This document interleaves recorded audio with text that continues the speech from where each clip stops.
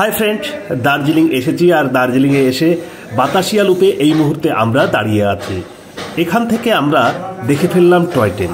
সৌভাগ্য ছিল আর ভাগ্যক্রমে টয় ট্রেন সেই মুহূর্তে কিন্তু বাতাসিয়া লুপের ওপর দিয়ে যাচ্ছিল। টয় ট্রেনে চড়ার জন্য টিকিট পাওয়া খুব ভাগ্যের ব্যাপার।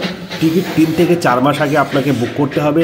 আইআরসিটিসির অফিসিয়াল ওয়েবসাইটে গিয়ে আপনি টয় ট্রেনের যে টিকিট সেটা বুক করতে পারেন। 1500 টাকা পার পেয়ার টয় ট্রেনের বুকিং প্রাইস আপনারা নিতে পারেন। তো বন্ধুরা, দার্জিলিংয়ে আসলে টয় ট্রেন দেখতে পারেন।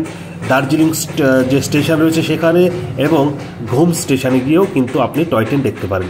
আমরা এই মুহূর্তে বাতাসিয়া লুপে খুব কম সময়ের জন্য কিন্তু বাতাসিয়া লুপে এই ট্রেনটা আমরা দাঁড়াতে দেখেছিলাম।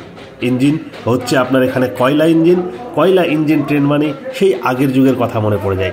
একটা অভিজ্ঞতা বলা যেতে পারে, খুব অন্যরকম এবং ফিলিংসটাই অন্যরকম। ঝিকঝিক ঝিকঝিক ঝিকঝিক ঝিকঝিক আওয়াজ, আর সেই আওয়াজটা যেন মনের মধ্যে একটা নতুন ফিলিংস তৈরি করে। ধন্যবাদ, আপনারা সঙ্গে থাকবেন, লাইক কমেন্ট শেয়ার করবেন এবং আগামী ভিডিও দেখার জন্য বন্ধুরা আমাদেরকে সাপোর্ট করতে থাকবেন। ধন্যবাদ।